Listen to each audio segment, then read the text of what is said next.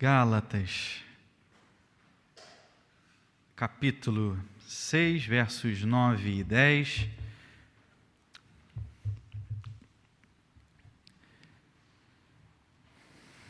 Diz o texto: E não nos cansemos de fazer o bem, porque a seu tempo ceifaremos, se não desfalecermos. Por isso, enquanto tivermos oportunidade, façamos o bem a todos, mas principalmente aos da família da fé. Oremos mais uma vez. Bondoso Deus, obrigado porque aqui estamos.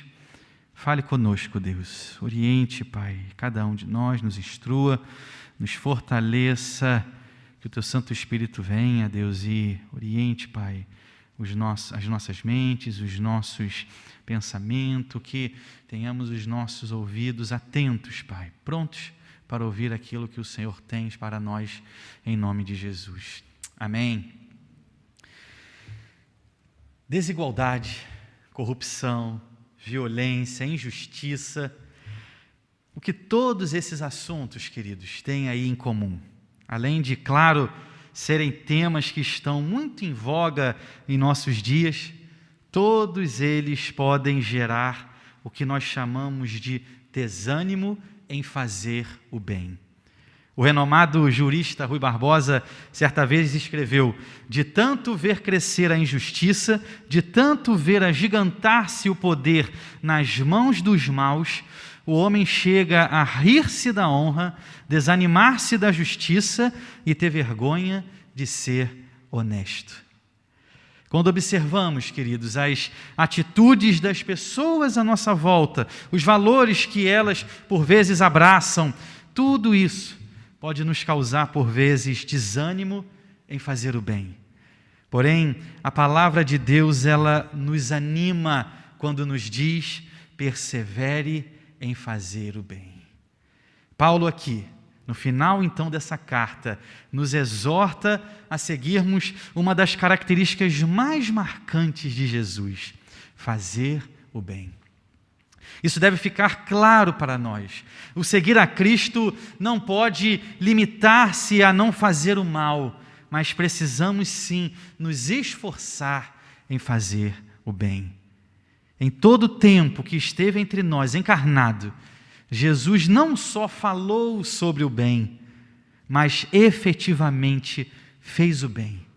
Tudo o que ele sofreu, toda a humilhação que Cristo passou, não foram capazes de tirar dele a possibilidade de sempre fazer o bem. 2 Pedro 2, a partir ali do verso 21, nos diz assim: porquanto para isso mesmo fostes chamados, pois que também Cristo sofreu em vosso lugar, deixando-vos exemplo para seguirdes os seus passos, o qual não cometeu pecado, nem dolo algum se achou em sua boca, pois ele, quando ultrajado, não revidava com ultraje, quando maltratado, não fazia ameaças. Essa última parte, então, da carta aos Gálatas, que vai aí do capítulo 5 até o final desse capítulo 6, é então uma exortação do apóstolo Paulo aos cristãos ali da Galácia, para que permanecessem firmes na sua fé em Cristo e também, claro, para viverem na liberdade do Evangelho, no poder do Espírito. Essa parte da carta, então, é um resumo de como Paulo agora espera que os Gálatas ajam. Em toda oportunidade, devem então se empenhar ao máximo para fazer o que é bom. Com isso, ao observarmos aqui o nosso texto, podemos então responder à pergunta: como podemos fazer o bem? E a primeira orientação: façamos o bem sem se cansar. Verso de número 9. E não nos cansemos de fazer o bem, porque a seu tempo ceifaremos, se não desfalecermos. Paulo, ele conhecia bem a natureza pecaminosa do homem, sabia que nós somos de fato propensos a nos cansar. Quantas vezes nós aí começamos uma tarefa e paramos ela no meio, não exatamente por conta de algo que tenha nos atrapalhado, que tenha tirado a nossa atenção momentaneamente, mas por nós mesmos. Paulo nos alerta que não devemos nos cansar de fazer o bem. Essa expressão, não cansemos de fazer o bem, ela aponta então para a nossa fragilidade, a fragilidade da natureza humana. Um comentarista, William Hendrickson, ele analisando então essa parte, afirma que fazer o bem exige um esforço contínuo, um trabalho constante. A natureza humana, porém, tão amiga da comodidade, carente de perseverança, logo se desanima. Isso acontece especialmente quando os resultados demoram a surgir, quando os que deveriam cooperar não cooperam e quando a recompensa não parece estar em vista. Nós somos, queridos, muito imediatistas. Nós desejamos ser notados, desejamos ser até mesmo recompensados. E o que percebemos aqui é que para fazer o bem, para se remar por vezes contra uma maré, deve haver dedicação, deve haver comprometimento. Pode ser que você seja, quem sabe aí, a única pessoa no seu ambiente de trabalho que preze pela verdade, pelo que é justo, pelo correto, pelo legal. É um movimento de remar contra a maré. Fazer o bem sem se cansar, queridos, não significa que será sem esforço. Quando agora nas Olimpíadas nós observamos aí as provas de remo, percebemos claramente que é preciso disciplina, força, constância, deve-se manter um movimento constante. E se o remador estiver então ali remando contra a maré, se cansar e parar de remar, rapidamente a sua canoa então tomará o curso daquela maré e ele, sem muito esforço, seguirá ali o percurso que a maré lhe impuser. Remar contra a maré é o que nós chamamos de movimento de contracultura. A nossa cultura aponta para um lado. Você é o que você tem, você precisa ter as coisas, a sua vida passa muito rápido, portanto, aproveite a vida de forma livre. Mas o cristianismo rema em outra direção. Você é um pecador que carece da graça e do cuidado de Deus. Você precisa de Cristo como seu Senhor e suficiente Salvador. O cristianismo nos mostra também, queridos, que devemos servir assim como o próprio Cristo fez. Ele veio na forma de servo, nos ensinando sobretudo o que é amar de forma sacrificial. Devemos caminhar na direção daquilo que é correto à luz da palavra de Deus.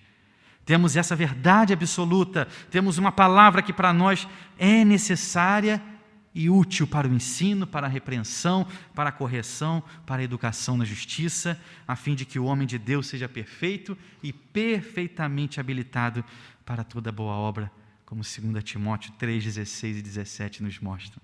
Não é a recompensa que os homens têm a nos oferecer que nós visamos.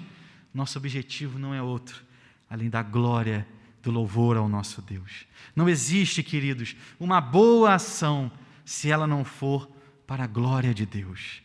Eu prego não para agradar aos irmãos, mas para a glória de Deus. Eu sou um bom marido, um bom pai, uma boa mãe, uma boa esposa, não exatamente para satisfazer o meu cônjuge e a minha família, ou mesmo a mim, mas primeiramente para a glória de Deus.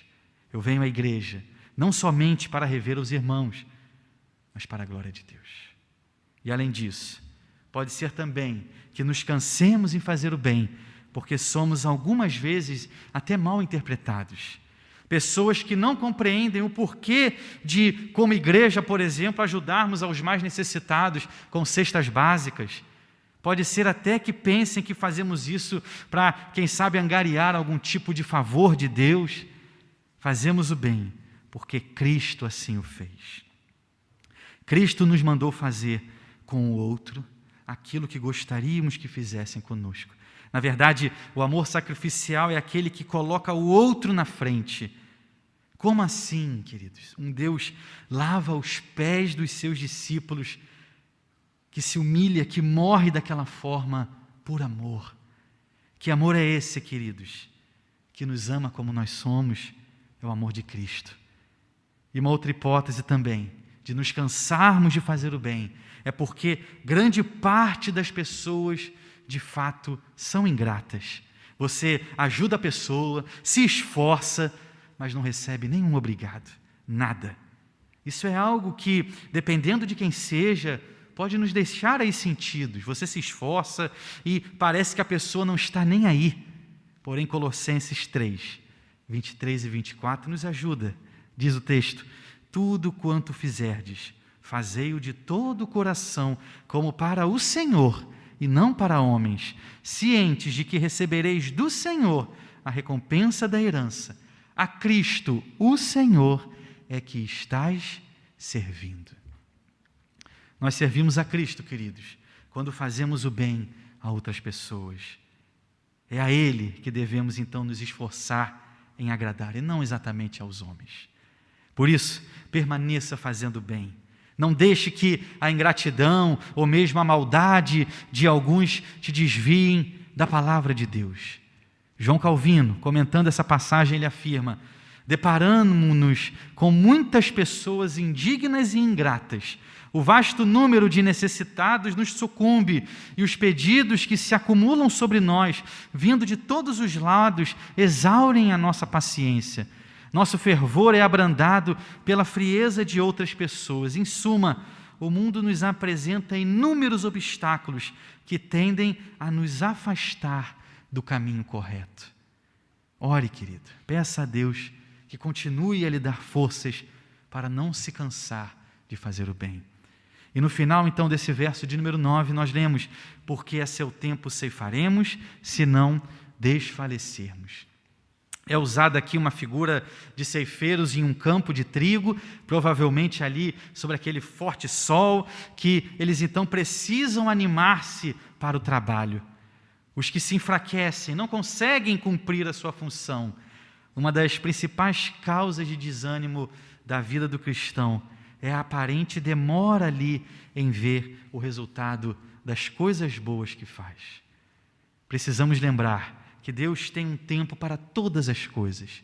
A palavra grega aqui traduzida como tempo é a mesma que Paulo usa ali em Gálatas 4:4, afirmando que Deus enviou seu Filho na plenitude do tempo. É o tempo oportuno, o tempo certo. Assim, Paulo lembra o fato de que colherão no devido tempo, ou seja, no momento exato, não conforme a nossa imposição, o nosso determinismo, mas sim como Deus decretou no seu plano eterno. Paulo aqui provavelmente se refere ali à colheita final, no dia da vinda do Senhor Jesus. Reverendo Nicodemos, comentando essa passagem, afirma: no tempo certo, a semeadura para o Espírito haverá de produzir bons frutos, ainda aqui nessa vida ou na vinda do Senhor Jesus. Devemos aguardar o tempo de Deus e permanecer firmes fazendo o bem. A segunda orientação de Paulo, queridos, a todos nós: fazer o bem a todos. Verso de número 10. Por isso, enquanto tivermos a oportunidade, façamos o bem a todos. O apóstolo, ele nos alerta para que não usemos de preferências, favoritismos quando fizermos o bem, ou seja, só fazer o bem àqueles que têm algo em comum a mim. É muito fácil, queridos, agirmos com quem temos algum tipo de afeição. Pessoas que possuem os mesmos gostos que nós acabam se tornando até mesmo um alvo natural do nosso fazer o bem, porque quase não há ali sacrifícios. Agora, lançarmos um olhar de amor, de afeto, de carinho a pessoas que não fazem parte do estereótipo que temos ali como padrão, ou mesmo para pessoas que não compartilham da mesma cultura, língua, fé, é por vezes muito difícil. Mesmo assim, precisamos, como cristãos que somos, estar prontos para ajudar a quem precisa. Conversando há um tempo atrás com um jovem que foi fazer faculdade de medicina no Paraguai, ele me contou da importância ali de aprender o idioma guarani. Eu questionei quanto a isso, uma vez que a faculdade de medicina já era até bastante exigente quanto aos estudos. Então ele me disse que se conseguisse aprender ali um pouco do Guarani, conseguiria entender melhor os indígenas daquela localidade, visto que grande parte dos que procuravam ali auxílio médico naqueles postos de saúde eram índios com as mais diversas enfermidades. Isso, queridos, é lançar um olhar de amor, de misericórdia ao outro. Isso é o papel de um cristão, de fazer o bem àqueles que a princípio são tão diferentes, mas que são ainda assim a imagem e semelhança do nosso Criador. Esse ensino de Paulo retoma então o ensino de Cristo, que nos ensinou a amar até os nossos inimigos. Mas na verdade, queridos, esse amor a todos já era ensinado até mesmo no Antigo Testamento. Levítico 19, 33 e 34, diz o texto: se o estrangeiro peregrinar na vossa terra, não o oprimireis. Como o natural será entre vós o estrangeiro que peregrina convosco. Amá-lo-eis como a vós mesmos, pois estrangeiros fostes na terra do Egito. Eu sou o Senhor, vosso Deus. Para os Gálatas, seria uma grande oportunidade de ajudar e abençoar os seus compatriotas ali descrentes.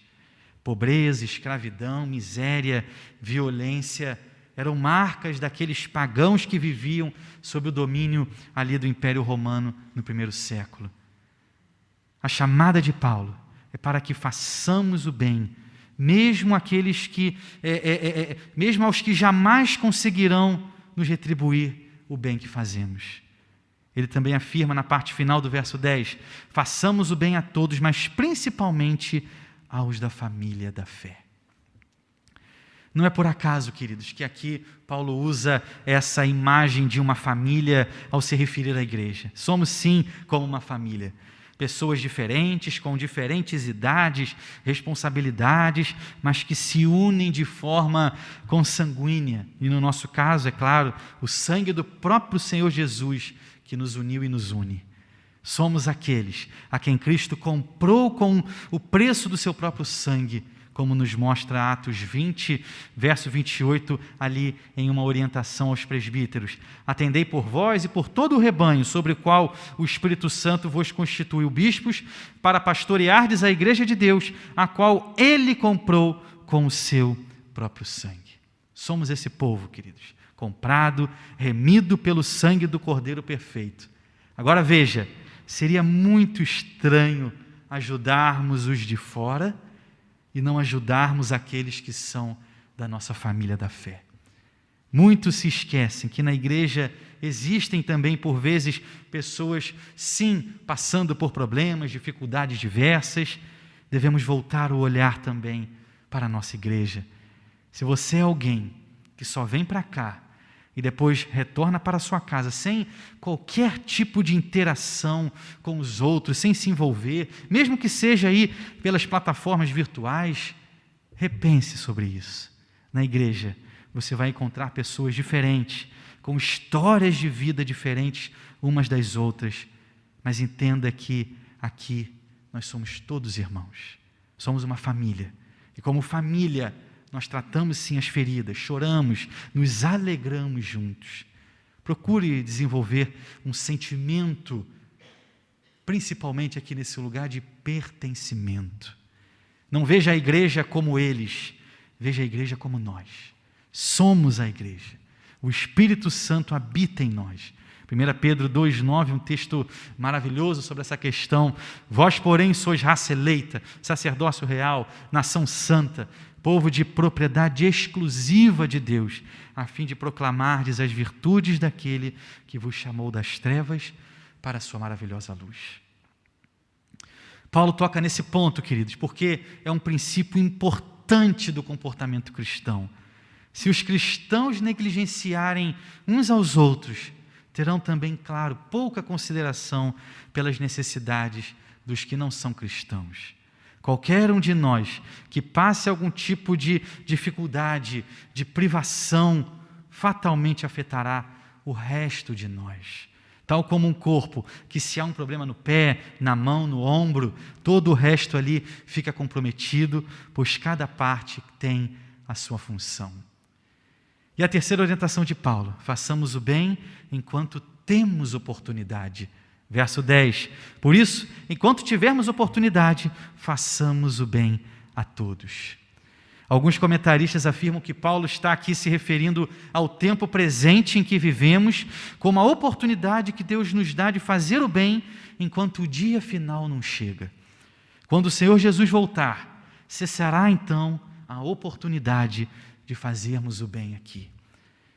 Agora é o tempo, a oportunidade em que nós então podemos semear no Espírito, ajudar os outros, repartir as coisas boas. Aproveite as oportunidades. A necessidade de alguém pode ser sanada por outra pessoa, mas que privilégio é o nosso de ser usado por Deus como canal da sua graça, do seu amor, do seu cuidado a alguém. Existem situações em que nada mais pode ser feito quando, por exemplo, uma pessoa vem a falecer, ou mesmo quando nós já não temos mais condições em ajudar. Seja grato pela saúde, pela disposição que o Senhor te dá hoje de poder ajudar aí a quem precisa, de fazer o bem. A Bíblia, ela relata a história de uma mulher que, aproveitando uma oportunidade, fez um grande bem a Jesus, derramando sobre ele um caro perfume. Ela foi julgada por isso? É claro que foi. Tentaram constrangê-la por esse ato? Tentaram, mas como já afirmamos, é um movimento de contracultura. É romper com comodismos, zonas de conforto, inércias. Outro exemplo de ajuda que a Bíblia também nos mostra seria ali de Lucas 8, de 1 a 3, quando lemos que algumas mulheres elas tiveram a honra de poder ajudar financeiramente com o grupo de Jesus aqui no seu ministério terrestre. Enfim, pessoas que não deixaram a oportunidade passar para fazer o bem, de serem usados por Deus, de se colocarem à disposição, disponíveis nas mãos do Senhor para ser uma bênção na vida de outros. Chegando aqui na nossa conclusão, queridos, retornando ao que disse Rui Barbosa, eu lerei novamente a frase: de tanto ver crescer a injustiça, de tanto ver agigantar-se o poder nas mãos dos maus, o homem chega a rir-se da honra, desanimar-se da justiça e ter vergonha de ser honesto. Não é isso, queridos, que Deus requer de nós. Somos a Igreja de Cristo, seu próprio corpo aqui nesse lugar. Apesar do mundo em que nós vivemos, apesar das pessoas que estão à nossa volta, apesar até mesmo de nós mesmos, devemos fazer o bem. Fazer o bem sem se cansar. Fazer o bem a todos. Fazer o bem enquanto temos a oportunidade. Esse é o estilo de vida que Deus requer de todos nós. Agindo assim, desenvolveremos então uma vida menos egoísta. Seremos mais gratos, satisfeitos com aquilo que o Senhor nos der, nos proporcionar. E encerramos aqui com o que Tiago 4,17 nos diz. Portanto, aquele que sabe que deve fazer o bem e não o faz, nisso está pecando. Vamos orar, irmãos? Você vai ter o tempo de 1 minuto de oração silenciosa para refletir um pouco acerca daquilo que foi dito, daquilo que foi falado. Você sabe o que tem, por vezes, passado na sua vida. Você sabe bem o tempo em que nós estamos, tempo onde muitos aí têm passado, por vezes, privações, tempo de ansiedades, por vezes angústias.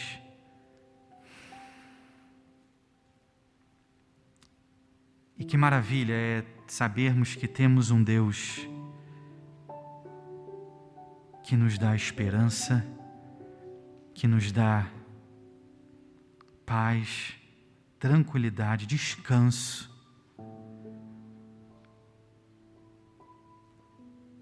Que privilégio de saber que não depende da nossa força, mas única e exclusivamente do Senhor em nós. Mas a nós, queridos, compete esse sair da zona de conforto, mover-se, olhar para o nosso próximo, e que por vezes a nossa rotina, o nosso dia a dia nos deixam tão insensíveis, nos cegam por vezes, e sem dúvida nenhuma o pecado também. Aproveite esse tempo, confesse a Ele por vezes alguma falta, mas principalmente o seu desejo de ir além, de fazer o bem. Querido Deus, somos a Tua igreja, e que alegria é saber que somos Teus filhos, mas ao mesmo tempo sabemos das responsabilidades que nos competem. Como cristãos, pequenos cristos, onde estivermos, precisamos refletir a face do nosso bom Mestre. Precisamos verdadeiramente refletir o caráter do nosso Senhor e Salvador. E as tentações nos vêm, nós cedemos a elas, pecamos. Portanto, ó Deus, e sabemos que não é por acaso que uma palavra dessa encontra-se na Tua Escritura. Nos ajude, Pai, a que tenhamos mais disposição, intrepidez, que sejamos de fato uma igreja missional, uma igreja que sai da sua zona de conforto e que de fato e verdadeiramente serve ao nosso próximo. Obrigado pela recente campanha que tivemos de cestas básicas, mas que não encerremos ali, mas que continuamente possamos ser uma bênção aqui nessa rua, nesse bairro, nessa cidade, nesse país, no nosso mundo, para a Tua honra e glória, em nome de Jesus.